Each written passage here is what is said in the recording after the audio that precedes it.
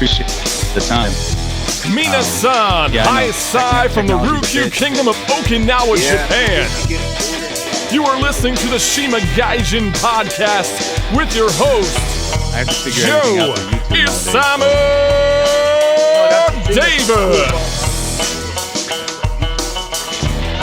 Learning everything on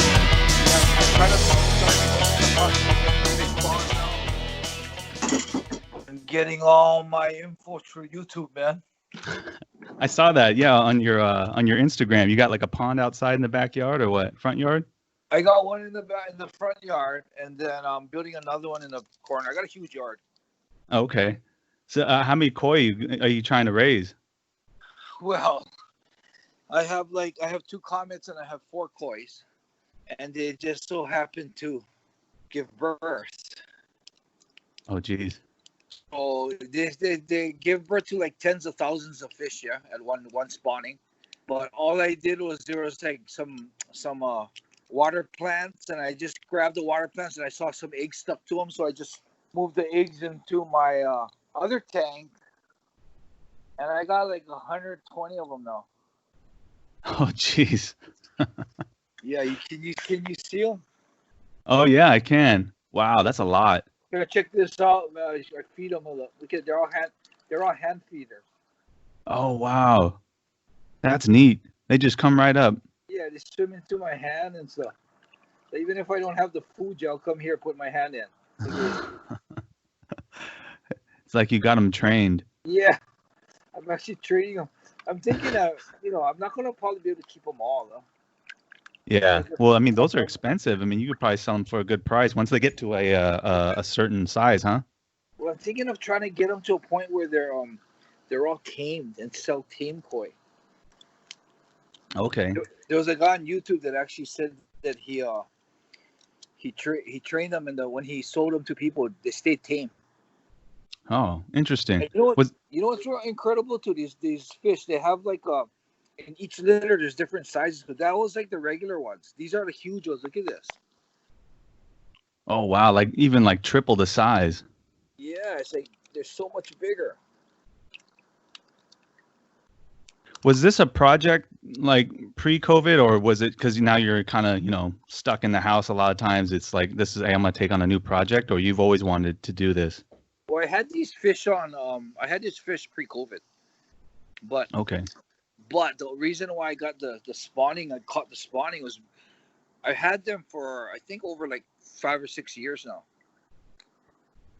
But because I'm home so much, I was able to observe that they're spawning. Interesting. Yeah, and then when I observed them spawning, like an hour later, I went back in the tank. I noticed like speckled dots all over. Like the whole pond was covered with dots. And then I realized it was eggs. So I just grabbed out these lily plants like that. Okay, yeah.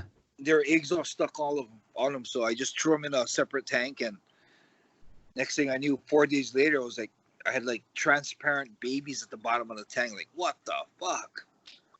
Oh, that's crazy. Yeah, it was a trip, man. My this old house I was renting out, they had like a little built-in pond, so my wife and I bought a couple of kois, and within 2 weeks, Ooh. I think someone came and took them. Oh shit! Because they're worth money, Yeah, you shitting me, man. That sucks when people do that shit, man. Which reminds me of the story on your Instagram of the guys coming through your gate and your dog, your dog's chasing them over. Isn't that hilarious, man? The one with your friend, I think he was your friend. He came through the gate, and then he basically like did a track move. He jumped over the fence or climbed over it. That's actually my car guy. So for me here, whenever I have car problems, I just call the guy to my house, and he comes and gets my car, fixes it, and brings it back. So I don't need to go into the car shop, and then so it's like he knows the dogs. He knows they don't like him. And then you had the Amazon guy dropping off the box. That was ridiculous, because we have a note on Amazon saying that if we're not home, leave it in the garage. Okay. and he decided to just disregard that note. So he got what's coming to him for disregarding notes, signs all over the gate. Well, the name of my podcast is called the Shima Gaijin podcast. The reason why I named that was because and I'm recording, by the way. Sorry, I hope you don't good. mind. Okay, good. I was going to say. Yeah. No, it's like kind of like a casual conversation, but Yeah, that's cool. That's cool. the reason why I called it the Shima Gaijin is because I'm half Japanese, but I've always been, treated like a Gaijin, right? So now I'm living in Okinawa, so I'm the island foreigner, Okay. Yeah, But- yeah. All right. But I know about a little bit about your story because I saw some videos on YouTube. I think it was Nikkei. It was the YouTube channel Nikkei where you talked about when you first got to Japan, you felt you were treated different. It was a hard time for you as far as they treated you like a gaijin. Yeah, I think I had a raw deal. Yeah, because I look Japanese. Yeah. Yeah.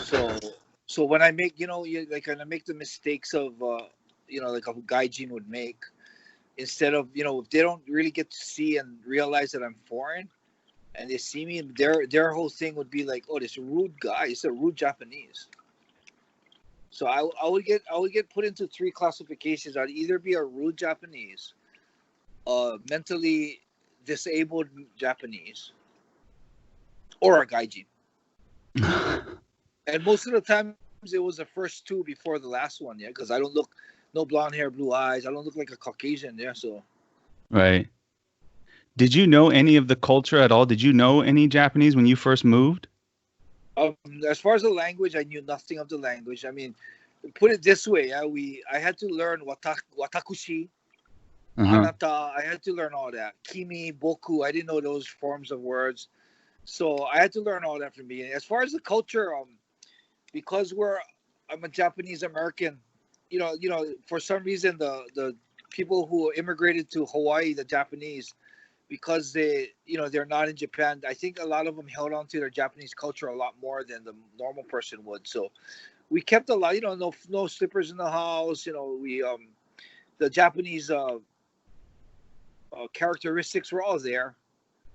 So for me, it wasn't that drastic of a change. Okay. Was there any kind of like homesickness, culture shock? I mean, did you ever go back, or once you came, did you basically just root in Japan and stay? Yeah, no, well, there was a lot of, check this out. That's okay. I just keep my hand in it. They just come and play with my hand and stuff. That's freaking cool, man. Yeah, and it's like, it came to a point now, it's like, Joe, watch.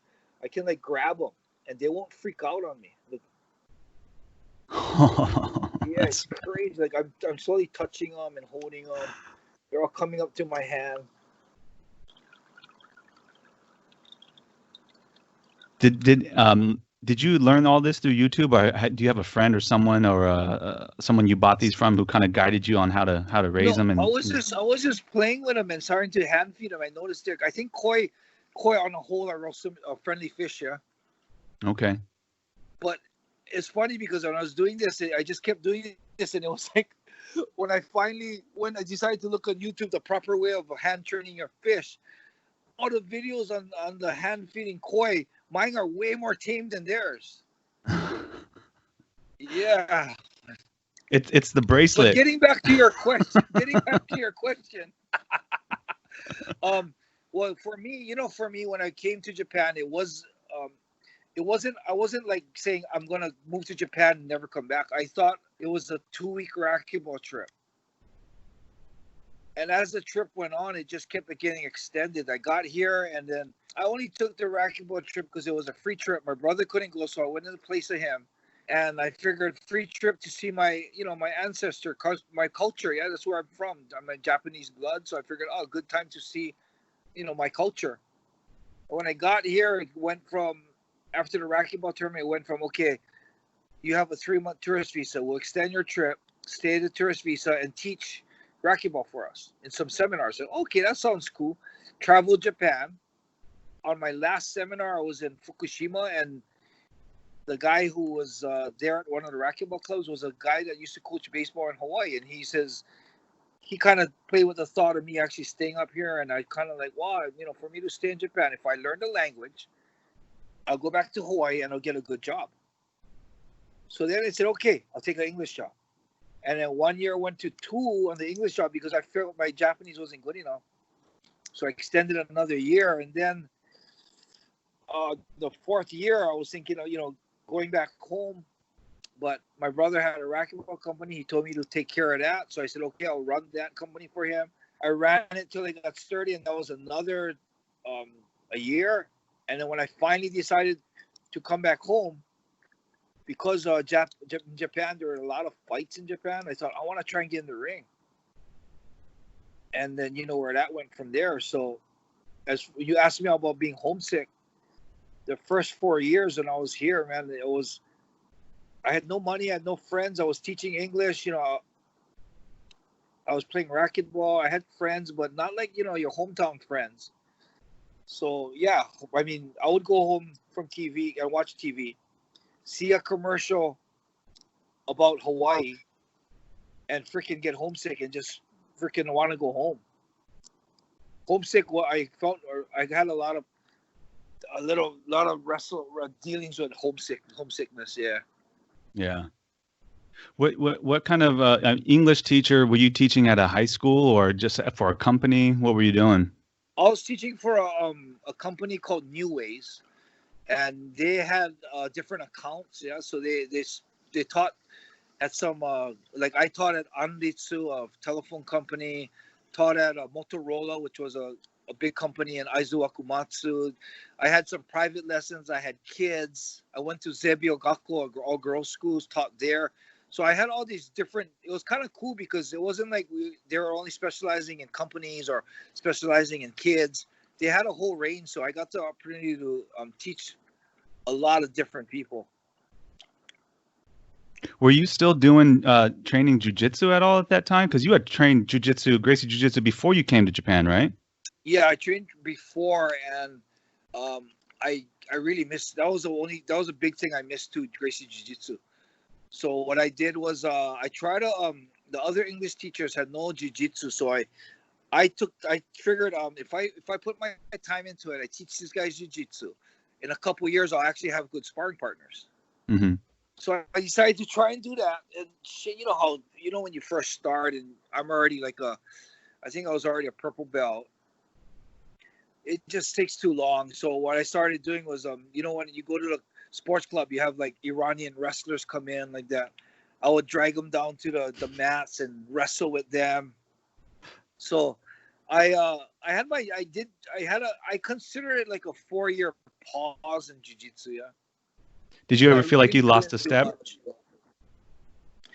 No, I think because jiu-jitsu was so new, there was, you know what I mean? It's like I never really went back home to see if I did lose a step, but because there's nobody here, I couldn't tell that I was regressing at all because everyone that I wrestled with or trained with didn't know what jiu-jitsu was. Yeah. Did you ever run into like some submission grapplers? Pro wrestling is always been big in Japan during that time. Did you ever find anyone like that to test yourself? Later on, when I started fighting, when I started going to training around, I went to when I was teaching English, I taught at Fukushima Police Academy. Okay. And as you know, being in Japan, all the police, they either have a black belt in Kendo or they have a black belt in Judo. Right. So when I found that out, I said, "Oh, what am I trying that?" So I went and talked to the police, and I asked them if I could, join in on their judo classes. How'd that go? So yeah, so I went down, and I figured that how Gracie them talk. Yeah, the judo's good, but nothing like jiu-jitsu. So I go in there thinking I'm gonna just school everybody, and they couldn't really do much to me. I was on the attack the whole time, but I learned that these Japanese, the judo guys, their defense is so good. They started turtling on me, and they wouldn't let me get my hooks in. I couldn't turn them over, and I was trying to exert so much. It was so funny because I went in there thinking I'm going to school these guys. I went in there, I got good sparring, and I was having such a hard time with them trying to finish them that I actually, at like the third round, I had to go run in the bathroom and I threw up. Oh, jeez. Yeah, and I think too also my level of intense training wasn't to that level at that. I wasn't training like that at all. Right. Yeah. Yeah, So no, the Japanese police judo, the training is brutal. I've been. yeah, It's they're crazy. tough. They're super tough, man. And they do that before they go to work. Yeah, It's that's like right. early. It was a morning class. Yeah. How did you do in the tachiwaza? Oh, the Tachiwas, I didn't join them. That only the rondori when they went to the ground. Oh, okay, okay. Later on in my career, I did go to the colleges and spar the Tachiwaza with them. Oh, nice. Yeah, but it was I felt I learned from that was that if I played a total defensive game, it's hard for them to do anything.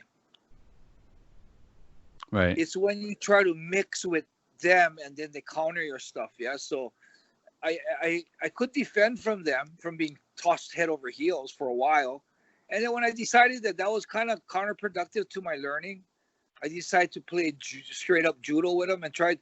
Yeah, I was getting thrown, man. I actually injured my knee doing that. Oh no. You know the one that they throwing you, but they instead of getting their hip under you, they stretch their leg across your knee. And then they kind of stop your leg and they flip you. Apparently, my foot was still gripped into the mat.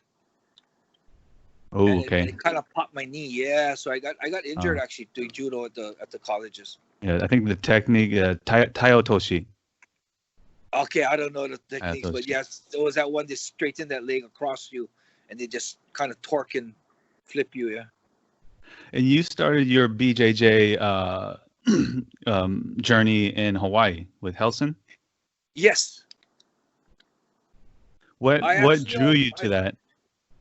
Well, in Hawaii there was a lot of street fights, so there's a lot of fighting in Hawaii. So throughout my childhood, I was trying to find a way to be able to defend yourself on the ground. And went through all the different martial arts. I went through Aikido, went to Taekwondo, Hapkido, Karate, and Muay Thai, Wing Chun, Jeet Kune Do. I did all those. I liked them all. I pretty much singled it out to distance fighting is like either Karate or Taekwondo. But once you get into the touching range, Wing Chun would be good. And then when you get into the wrestling would be good, yeah. But as far as jiu-jitsu, I didn't, street fights weren't ground fights back in the day. It was always that 1-2 punch, boxers, taekwondo, that kind of stuff. So I didn't think that was that important until one day I was in college. I mean, this is how long ago it was. Gracie Jiu-Jitsu was a non-credit course in the University of Hawaii. Oh, wow. Yeah, so I went up to, I was at the campus center. They would have the food and stuff, and there was this Brazilian guy. He's currently now a black belt under Rickson Gracie, Romulo Barros, and he was running a video with Gracie Jiu-Jitsu action playing, and I stopped and watched, and I was like, oh, this is like real street fights. It's like real ugly fights. Like, oh, this is cool. I like this. And I noticed the Jiu-Jitsu guy was winning everything. I was like, whoa, wait a minute. What is this? Stood there for like 15 minutes watching that video. And at the final fight, when they had Rickson fight Zulu, I was thinking, they're going to actually air, they got this fight on the video showing this little guy fighting this big black dude, Zulu. He must win for them to exhibit this fight. And then I thought, back in the day, the bigger guy was a stronger guy in fighting. And as we know, Rickson choked out Zulu, and right there I was sold, man. I just told the guy, okay, when's the classes? I'm ready to start, and went down that next week and was a fanatic at it. Every day of the week I would be training. Yeah, it's funny when we first start in jiu-jitsu, it's like we get that bug, and it's like every day, twice a day, during lunch, it's just like nonstop training. The jiu-jitsu bug, yeah. Bug. Yeah, we get that jiu-jitsu bug, man. I know that judo has always been popular in Hawaii as far as it's been in the high school program. Did you ever do that in high school or anything like that? Were you doing racquetball? I did. In high school, we did racquetball, and then I supplemented. As far as before I did racquetball in high school, I did baseball, basketball, and volleyball. baseball was my main sport. I love baseball the most, and I thought I might actually had a future in baseball. Volleyball I did only because my mom didn't want to play football, and there was at the time in the Hawaii high schools, the football had the same season as volleyball. Instead of not playing a sport, they decided to jump into volleyball. Okay. Yeah, so baseball was actually my main sport, but that's what we did. And as I got older, like in my senior year or when I went to college, it was just baseball and racquetball. Do you think playing baseball all those years and playing racquetball all those years helped you give power in your punches, just because the motion of throwing and, you know, the flick of the wrist with the racket and all that kind of stuff? I think playing all the sports definitely did. It gives you more more hand-eye coordination. It gives you more balance. It gives you more mobility, more agility when you're doing different sports. So definitely playing the different sports helped with my movement, and you know, my body's moving good. Now I got to learn how to move like a fighter. So yeah, definitely. Yeah, I think with Japanese, you know how their school systems are. It's like you pick one sports club and that's what you stick with. I feel like that hinders them athletically. Oh, is that what it's like? Well, so you playing baseball? You only playing baseball? Yeah, if you do judo, you're only doing judo. Yeah. I didn't know that. So I teach judo on the military base here, and you know the parents would always apologize. They would say, "Hey, I got to take my kid out for a couple months because I'm going to put him in youth football," and I would say that's great. You know, the more sports that they do, the more athletic ability they're going to be developing. Yeah, but too bad they only can do one at a time. Yeah. I think they usually kind of pick their sport in junior high, on Chugakusei, Ichinensei. Then if they're going to play badminton, that's what they're going to be doing. Oh, wow. I didn't know that. There's no like real sports season. I mean, that is your season, like 24/7. Wow. Yeah. Interesting, right? Yeah, it is interesting. So, what got you into fighting? You were living in Japan, right? So I was living in Japan and never thought of going to the ring ever. I was fighting I learned to fight to defend myself on the streets. That's it. And the reason why I got more in depth into fighting was because I was always on this mission to be able to control your emotions. I remember specifically seeing a movie show that I saw that a guy was driving with his family and the van overturned, and because it was upside down and he was in a panic state, he couldn't get his family out. He couldn't open the door because he was in a panic state. He couldn't control his emotions, so he ended up losing his family. And I always thought that before that if that instance or that situation ever comes up in my life, I want to be able to be level-headed and save my family. So it's very hard for a person that lives a regular life to be able to test those emotions and be able to control emotions at a very severe situation. So I felt that sports one was a good way to do it because there's more nerves and there's more chances of you getting controlled by emotions when you're playing a sport rather than being in the office room, So I felt that sports was a way to, you can, like when we were playing racquetball, I could make a shot, say 95 times out of 100, but all of a sudden in the match, my consistency drops to 60%. I'm the same person. I'm using the same racket. I'm playing the same game, seeing the same angles. The only difference is it's not practice. It's a tournament. So you got a spectator, you got a referee, you got cameras. So I felt that if I can start controlling myself, my nerves in a sport, then I might not be the same as a life in that situation, but it would better prepare me. I'll be better prepared than a person that couldn't control their emotions even in a sport. So I that's how racquetball was for me was a little quest of being able to be the Enson Inoue that practices in the court. It with the same Enson Inoue that goes into the big major tournaments. So I feel like, there's never perfect, but I got pretty good at that in racquetball. I could almost be the same guy that was playing. I mean, I'm not saying I became the best in the world, but I became the best and close to the best ensign that you could have in a racquetball court, I feel. And I always had that quest in the back of my mind. And then when I was doing jiu-jitsu, I had no idea of going into the ring. What happened was I was really close to the Gracies when Hickson fought in the 1994 Vale Tudo. He got me tickets and we went to watch. When we went to watch, man, the sport's different. It's not about running around the circle, first base, second base, third base, scoring a run. It's not like putting a ball in a hoop.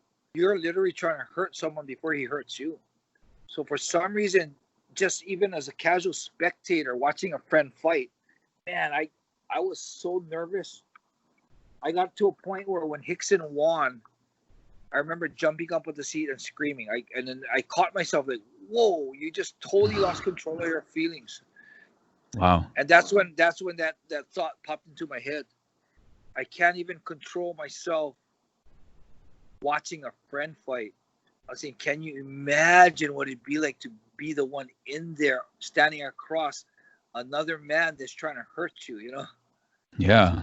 Yeah, so I felt that right there. I was on a little quest that I want to learn how. I want to get in the ring. I want to get in the ring, and I want to test myself in the ring. And that's what happened. That's how it happened. And it was supposed to be just one fight. And Sayama Satoru, the first Tiger Mask, the guy who trained me, I mean, he helped me get the fights and helped me with my takedowns and stuff. He wanted me to do one more until the fourth fight. And when I won the fourth fight, that's when my mind changed. I wasn't just doing one more fight for Sayama. It was like, I kind of want to see what I can do now. And that's where everything just got a little more serious. And, it took off. And I'm lucky because I don't have a fighting record that I can ever claim to be the GOT. The people like to talk about the greatest ever, I'm not even in those talks, but I was lucky that my fight style and my mentality was able to engrave my fights are engraved in memories of fans, which even today, almost like it happened a couple of years ago. Yeah, you had a style, and you would just go forward. Like you just go for it. You were going for ippon. Like in judo. Like you weren't. There was no like I'm gonna try to just score a takedown and take my time. It was I'm going for this, whether I live or die. Well, you know what it was? Yeah, my whole mentality was, I was training to kill this guy. I mean, forgive the harshness of the word, but to precisely explain my feelings, I was training to kill the person. And for that sake, I always thought that he was training to kill me. So my style was pretty much, I need to kill this guy before he kills me. It wasn't point fighting. It wasn't, surviving the round. It was, I'm going to kill him before he kills me because I'm not ready to die. Yeah. You had like that, my friend and I would always say konjo, like that grit. Like you would just, like did you practice like that too? Yes. Yeah. Yeah, we practiced like that too. So it was like no problem, flipping the switch once you got into the ring, right? It was just like the same style. Yeah, it wasn't a problem. That's how we trained. And I mean, people nowadays would call that stupid training. Yeah. Yeah. I mean, we'd have pretty much almost like fight sparring 3 times a week: Monday, Wednesday, Friday, Saturday, 4 times a week. What did your mother, your parents think about that? Because you were saying like they didn't want you doing football or anything like that. When you told them, hey, I'm going to go in the ring. My father, I think, guys, the fathers, they always kind of if someone gets into a fight, the mom will be mad and say you shouldn't be fighting in school, and the father will, turn around the corner and go, "Did you win?" I think my father always had that father in him, and I'm sure he probably had a tinge of he didn't think it was good for me to be doing that, but he knew who I was, he knew what it was like, and he supported it. He was totally like, came to every one of my fights, flew up from Hawaii to every one of my fights. Super. I think he actually liked it. My mom, on the other hand, didn't like, like she cared about me. She didn't want me getting hurt. So, to be fair, she's not with me in the gym and seeing how much blood and tears and sweat and how hard I train and how much sacrifices I make for the fight. So, you kind of give her that space where she's going to be worried and not like the fights. Yeah. She really was trying to get me not to fight, to quit. She always wanted me to stop after the last fight.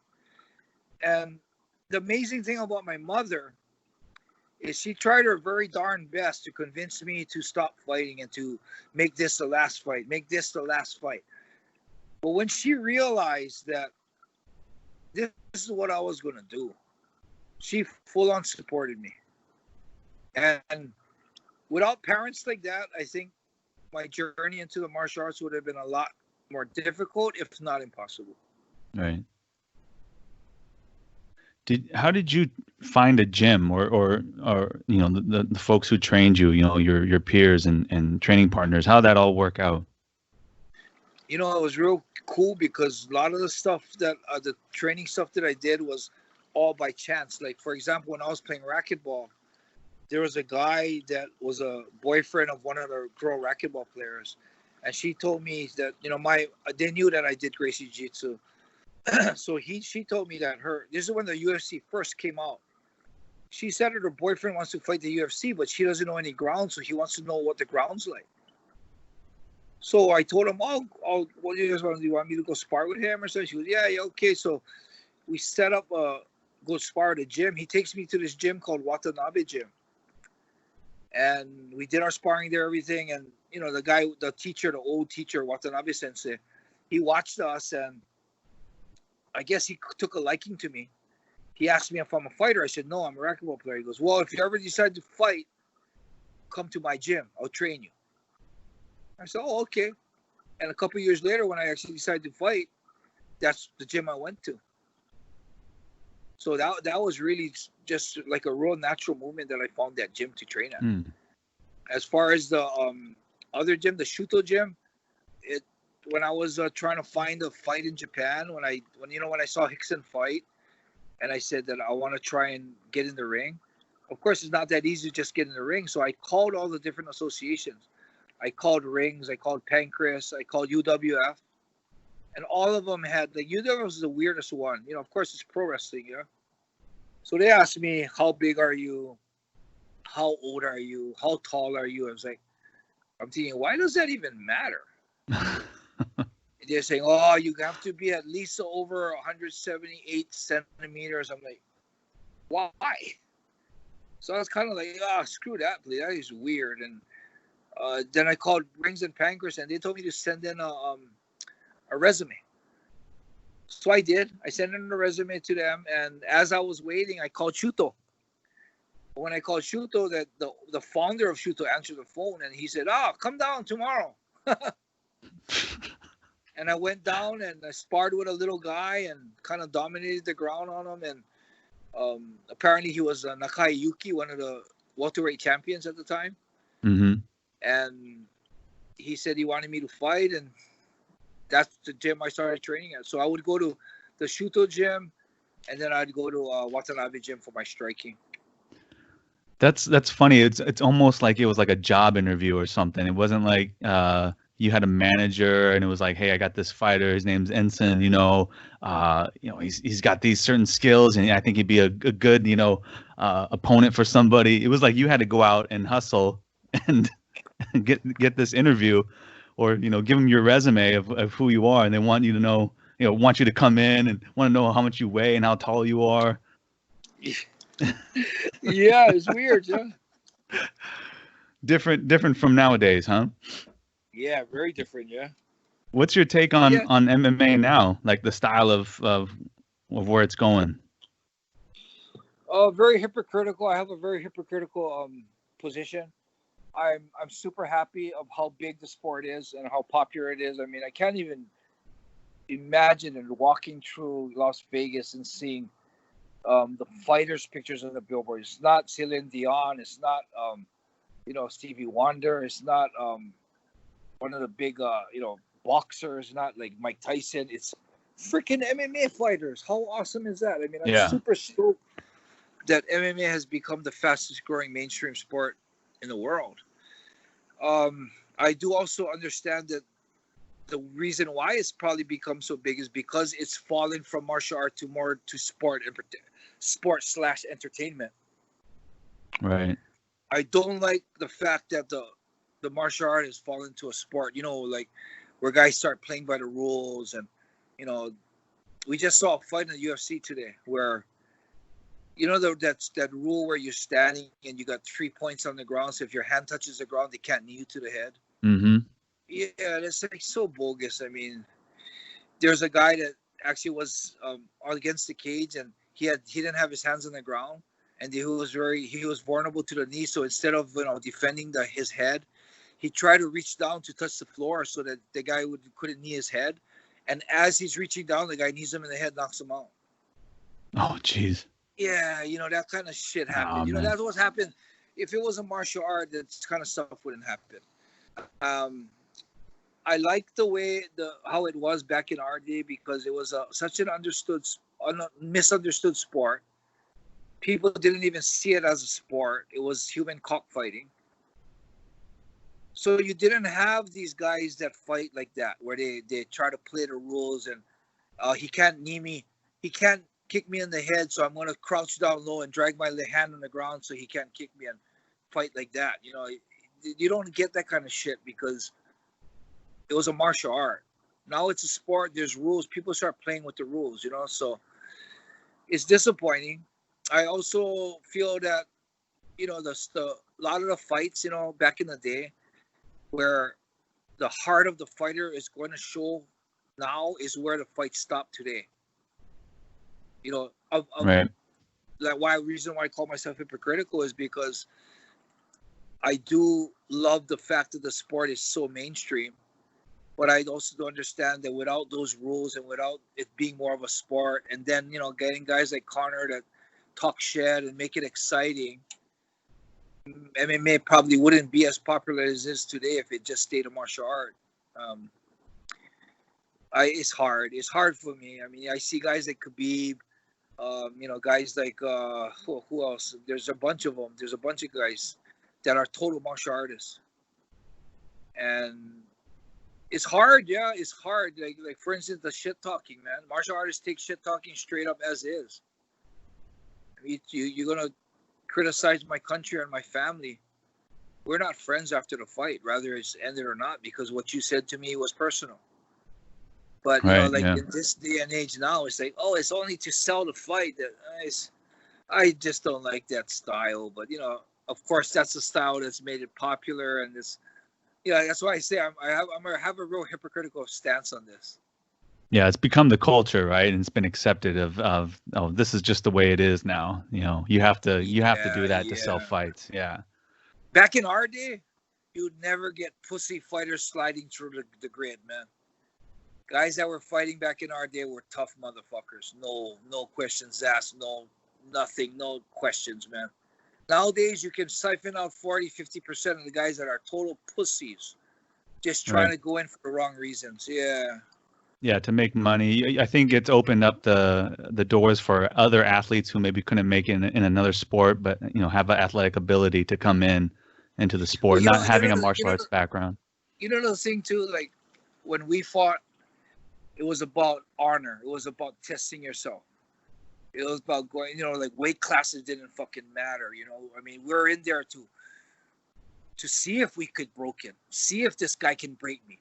I want to see how I react to being broken. Will I fight till the end? Will I become a pussy and tap out?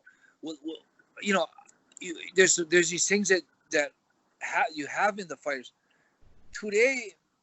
Because they're not fighting for honor and they're not fighting to learn about themselves. They're fighting for fame and money. You know what? For my honor, for my legacy, for me as a person, I can suck up way more than I would suck up just for money, just to be famous. You get these fights that, back in the day, you watch some of these fights and maybe say, like, I get the most compliments of Igor when I fought Igor. About the, sports is about inspiring people, giving people hope, giving people the drive to do better in their life. And it's those inspiring moments that create that inspiration and that excitement for people to help people in their daily lives. And I think just the rules and the sports and then the type of people that are fighting now, they give up faster. They're not going to go through what extremes that we would to continue in a fight. So the amount of situations that would become inspirational is very minimal nowadays.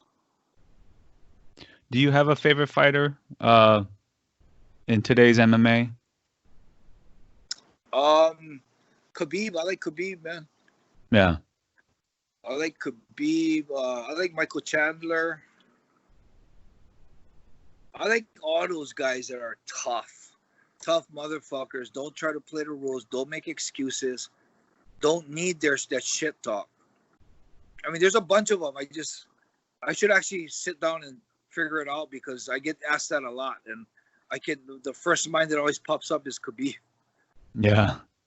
Oh, he's tough, man. I mean, he goes for it. He's going for it. He's not going just, for the belt. The belt's nice, right? But it's not about the money. Yeah, it's about the honor too. And he's carrying his whole country behind him at the same he's time. He's not going to say anything he doesn't mean in the fight, the pre-fight. Right. Are there any promising Japanese fighters that you get to see come up right now? Not what's his name? Horiguchi-san.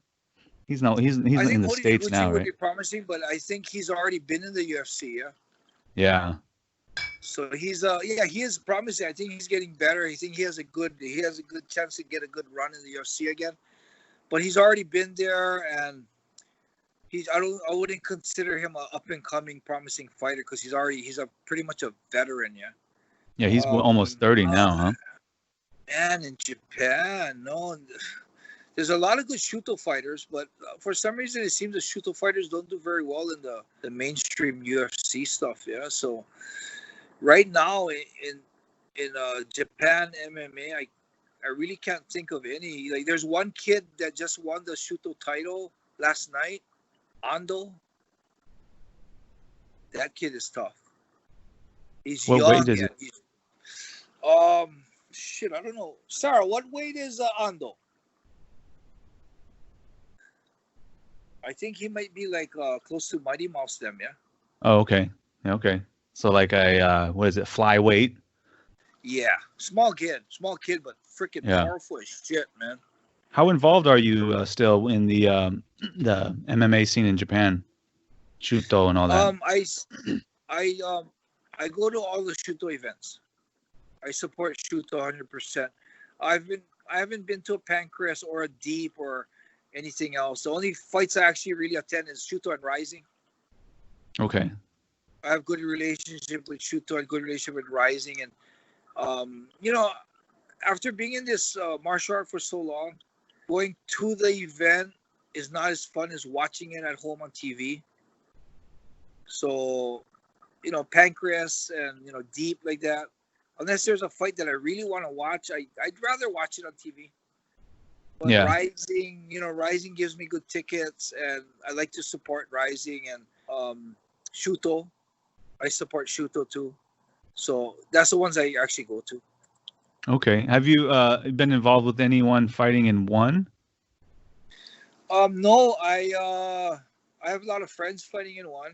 Okay. I've been to a couple one events.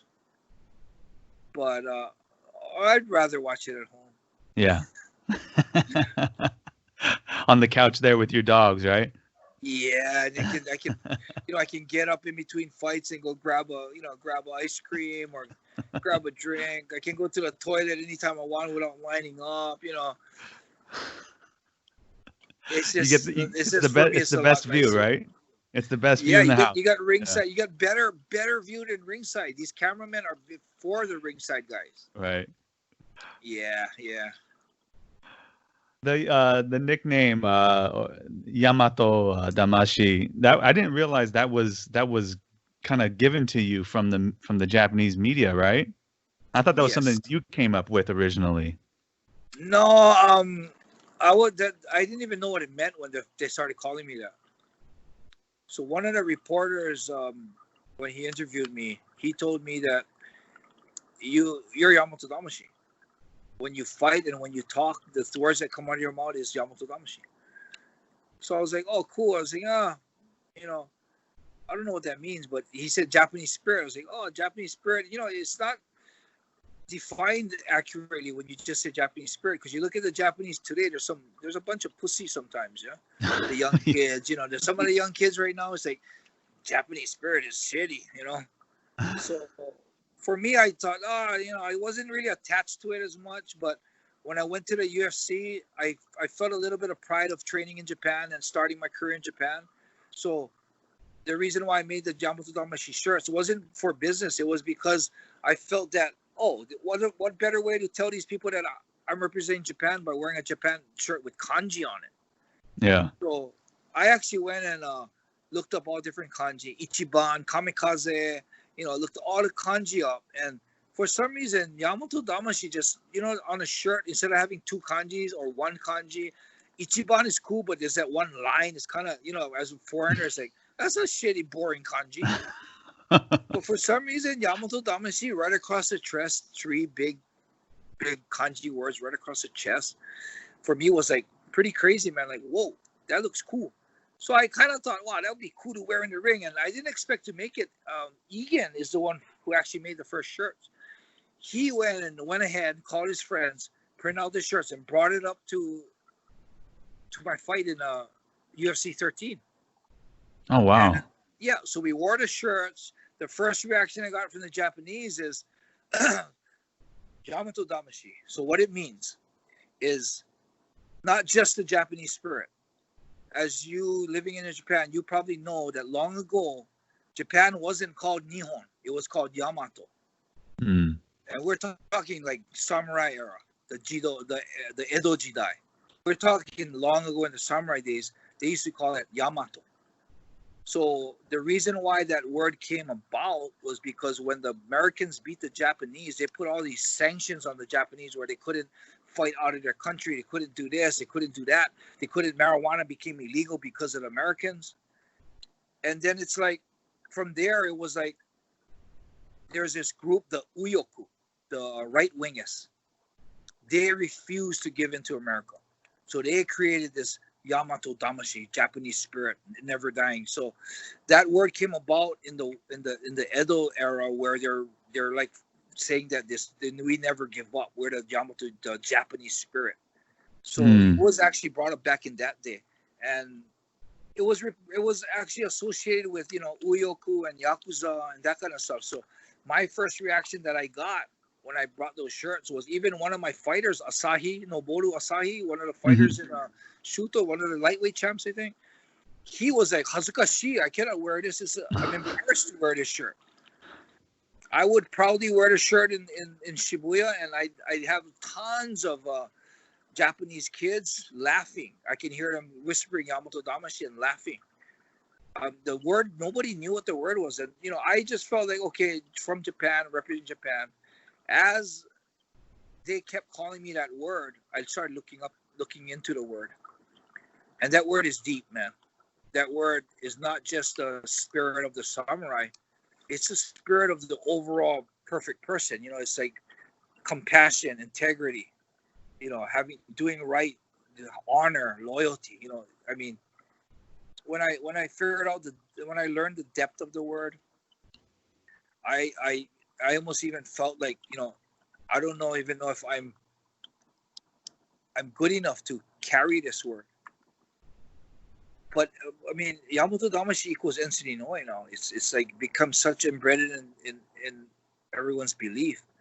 So now what's happening now for me is I feel like not instead of me being named after the word, I was given a word to guide me in my life to become something a way of life. It's introduced to me a way of life. So instead of me saying, yeah, I'm Yamato Damashi, I represent the word. No. The word guides me. When things get hard, when I do the wrong things, when I lack integrity and compassion, that word is what helps me get back online and maybe rethink my choices that I've made. Yeah, I think you show it too. Even I know you give back a lot to the community over there. With after the earthquake and all that too as well. You show that spirit. Yeah. Yeah, it's just something in my lifetime that I've learned that the true form of happiness isn't the happiness of receiving, but it's the happiness of giving, happiness of helping others. And I've become addicted to it. And just helping, it's unreal because my brother Egan has never been that way. But I just saw yesterday on his Instagram, he posted something where some guy stole his slippers and he was kind of pissed off and caught the guy, grabbed the guy, made him admit that he did steal the slippers. And as he was interrogating the guy and kind of like giving the guy a little scoldings, my brother saw some sadness in the guy's eyes. One of the attributes of Yamato Damashi is compassion. And he's actually experienced that. And he ended up offering the guy to keep his slippers. There was like a homeless guy, yeah. And then he actually gave the guy some money to get something to eat. Wow. Yeah. So, I mean, it's one of those things that there's some people in their lifetime that never get to experience the happiness of giving or helping others. And there's people that live and die a whole lifetime thinking that the biggest happiness in their life is receiving a present that they want. We're as children, we're conditioned to believe that your birthday is your day. So you should do, everyone says, do what you want to makes you happy on your birthday. And 99% of the people is about having a party that's all about them, having a cake that taken, for him. And, people bring presents to him to make him happy. But since my 39th birthday is when I realized that my true form of happiness isn't receiving, it's giving. So since my 39th birthday, I'm 52 now. Since my 39th birthday, whenever I had any birthday gatherings, it was forbidden for them to bring presents. Instead, I always brought presents for people who attended. Amazing. Yeah. So, yeah, like I say, I'm not that perfect person yet. I'm still on the road of the life of, the Yamato Damashi way of life. And I will never attain the Yamato Damashi way of life 100%. But till the day I die, I'll be striving to get as close as I can to the word. Where can one get your not only your bracelets but those shirts? On your website? My shirts is people have been asking to get it in the States and stuff. So I'm thinking of starting a website soon. Right now, you only can get them in Japan. I have a lady that does it for me. It's at it's Purebred Goods Japan, PBG Purebred Goods, PBG. They're on Instagram, right? Yeah. Okay. I'll drop that information in the podcast too. Okay, thanks. And then my bracelets, destinyforever.com. Oh, that's right, Destiny Forever. You were going back to Hawaii and Japan, back and forth, selling those, right? The PBJ one actually sells the bracelets too. That's my Japan site. But destinyforever.com. Yeah, and so I opened up a shop. My bracelets been doing so. I've been doing it for 8 years now. and I opened up a shop in Hawaii. Of course, as you know, due to the pandemic, I can't get back to Hawaii.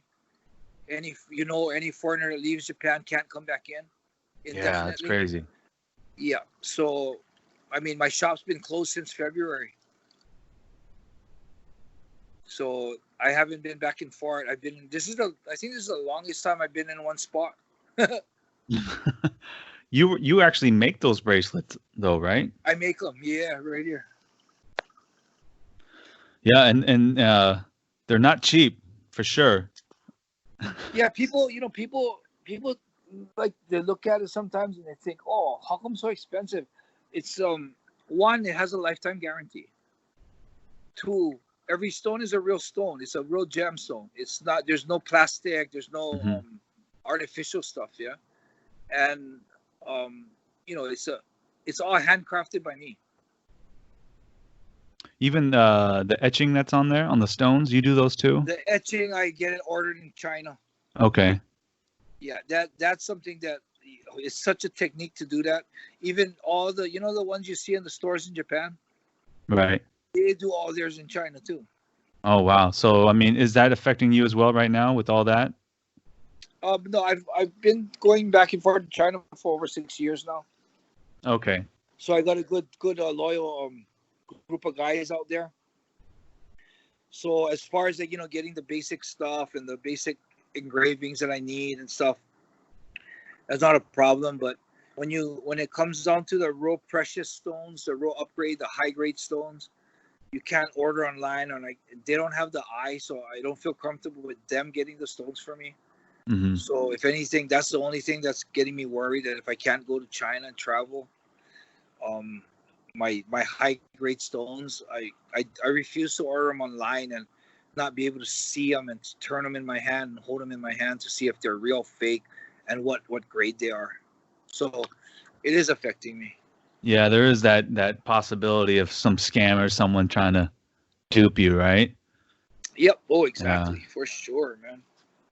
Those stones, I mean, some of them have certain, I don't know what the word I'm trying to look for, but they do stuff for health properties. Yeah. Okay. Properties. Yeah. So I didn't notice. The reason why I was attached to the stones a lot is because in Japan, they call it a juzu. Yeah, they use it it's a prayer juzu or a juzu you wear on your wrist, but they're for protection. So a lot of my friends in Japan, they used to wear them, and I used to always wonder what they were, and they told me it's for protection. They say that if anything bad was coming to you, the bracelet will take it for you and it'll break. So if your bracelet breaks, it's not a bad thing. It's actually pretty good. That means the bracelet has sucked something for you instead of coming to you. And I was gifted one from a friend, and I wore it, and I got into 2 car accidents. I totaled a Mercedes-Benz, 2 Mercedes-Benz. Only got a fat lip from the bag and a broken bracelet. Holy cow. Was that in Japan? In Japan. Oh, wow. So for me, if it was just coincidence, whatever it was, man, it just was incredible that the bracelet broke and I got a fat lip from the airbag, and you know how strong Mercedes-Benz are. Yeah. I totaled them. So for me, I just felt real or not real. What the hell? I want to keep a bracelet on my hand all the time. And that's how I started off. Later on, when I started making them, when I went into the shop one day, I was saying, I want to make a yellow one. I was saying it by colors, yeah. And the guy looked at me and goes, you don't know these are power stones. I was like, power stones? He goes, yeah, each stone has a property. I said, oh, bullshit. What do you mean has a property? What? You mean these stones, he goes, some people actually feel them, he tells me. I'm like, really? And he's super serious. I'm like, I thought he was fucking around with me. And I was like, oh, shit. And, there's properties. I didn't know that. So I had to learn all that. And I can't honestly tell you that I feel the stones, I feel the properties. But what I can tell you is it's been incredible. I've been making bracelets in my shop in Hawaii. And I'd say I've had over a couple dozen people coming in swearing that since they've got their bracelet, whatever the ailment they got it for, like say, for example, was arthritis, their hands aren't stiff in the morning when they wear their bracelet. That's crazy. you know, I mean, and then you say, okay, you think, okay, placebo. And then I had this lady come in. I had this guy come in, and he tells me he has been having nightmares for like 5 years already. So he wants to. So I look. So this, you know, I'm still learning about the stones. So I look up, you know, stones for nightmare, or bad dreams, or you know. So I look it up, get their stones, put it in his bracelet. But he comes back 2 weeks later that he's sleeping sound now. I'm like, oh, I mean, you know, I'm the one making the bracelets and selling them, and you know, he's like, they're like freaking me out. They come back and tell me, I'm like, holy shit, are you serious? He goes, yeah, I've since I put that bracelet on, I'm sleeping good. I'm like, holy shit, right on, high fiving him, you know. And then there was this lady that came in with a child, and her child had like scars and scabs all over her arm and her face, man. And I asked her, what's wrong? What happened? And she said, allergies. And she asked if I have a stone for allergies. And rose quartz is a pink stone. It's a good stone for allergies. So we made her a little bracelet with allergies, and thought, you know, I hope this helps. You know, if not, try put it on her, see what happens. She comes in 2 weeks later. I totally forgot about her. She comes in 2 weeks later at the verge of tears. Comes up to me and my girlfriend and tells me she hasn't been scratching. And I looked at her skin. The scabs are all gone. You could see the scars though. But the scabs are all gone, and she says, thank you so much. Like, holy shit. After they leave, me and Sarah are like, holy shit, this is so awesome, you know. That's amazing. So I got a lot of that, man. It's, I mean, incredible, man. So I don't know exactly how these stones would emit properties, but I mean, it's actually making a difference for some people. Yeah. Do you wear the same kind of bracelet all the time, or do you change them out? What do you do? I change them out. A reason why I have my amber on right now is because it's good for immunity. Yeah. Okay. Yeah. Need that right With now. this COVID thing, you don't want to freaking, you know, like even going on lockdown, they say it kind of weakens your immune system because you're not exposed to any viruses because you're just staying home. Yeah. So well, you're not getting that vitamin D either. You know, you're stuck inside. You're not moving. Yeah. Not getting the blood flowing. So so I've actually have my amber on because of that.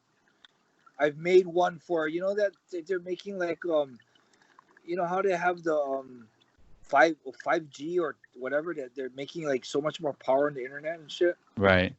Yeah, there's actually stones for that too. So I got one actually made for when that stuff isn't here in Japan yet, so I'm not too worried about it. Yeah. 5G, I think it is. Yeah. So what have you been doing now with COVID? Right here. It's just that. That's keeping you busy. I got a crazy freaking koi farm now. Check it out. Look at these guys. Have you just been playing with them the whole time? Yeah, I mean, I do that. That's how they get used to my hand.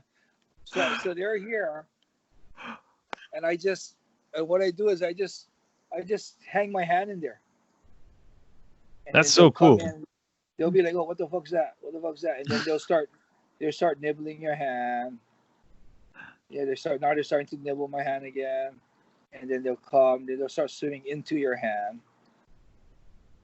And once they start getting real comfortable with it, then like these guys are real comfortable. I stick it in, they start coming in. And what I do is I start just grabbing them. Like I come and I just grab some of them, and then they get used to the grab and the touch.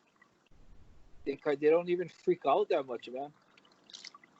So do you have the pond? I saw like pictures you were working on the pond. Is it complete, or is it still a work in progress? No, okay. So this is where the babies actually were born. This is the tank that the 120 started in. I just put those lily pads in it. It's a small 5-gallon tank. Oh yeah. This is the pond that they actually bred in. This is the big boys. Oh, look at those things. Yeah. Yeah, you see them? Wow. And the next, the project, you notice I got a huge yard for Japan, huh? Yeah, I was going to say, how many tsubo is that?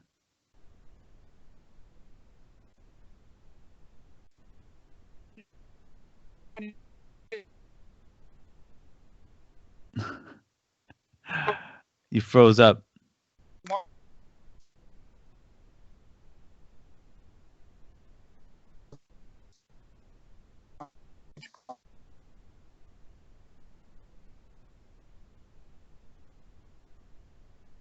You froze up, Enson. Uh-oh. I think we lost Enson. Oh, are you still there? Yeah. You froze up Just for a little bit. Yeah, the internet.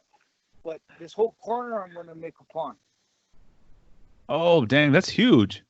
I want to move those 2 trees right there. And then I'm going to, yeah, it's going to be huge, man. So you see how those little kois are running to my hand? I'm grabbing them. My mission is to have huge kois swimming to my hand and me grabbing them. That's crazy. Yeah, so yeah, we're just, looking at deck, built a deck. Fish are here.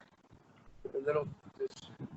You got all those you got all those pumps pumping, man. I don't want to know what your electricity bill's like. About $600 a month. Oh, Jesus Christ! And then so you got the dog cage. Yeah, this is a huge dog cage. You have 3 dogs? Yeah, they got their own aircon. And here it is. Just look at their hard life. I missed the howling a couple hours ago. Oh shit! I know. Look at how hard their life is. Yeah. Crazy, yeah. It's hilarious. They howling like right before midnight. Those videos. I don't know how you get any sleep. Oh, the neighbors would not like those howling. So like I take care of the kois. I man the yard. And we just started. I fixed up my gym. Yeah. So I'm gonna walk out there right now and show you. So if you come out my gate.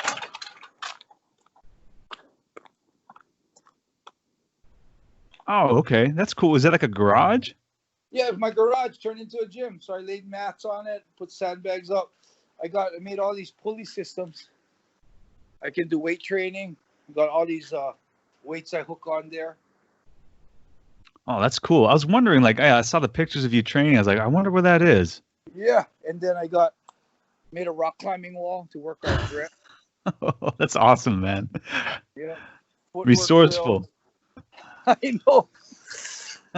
Yeah, so hey, is there some good things coming out of this COVID thing, man?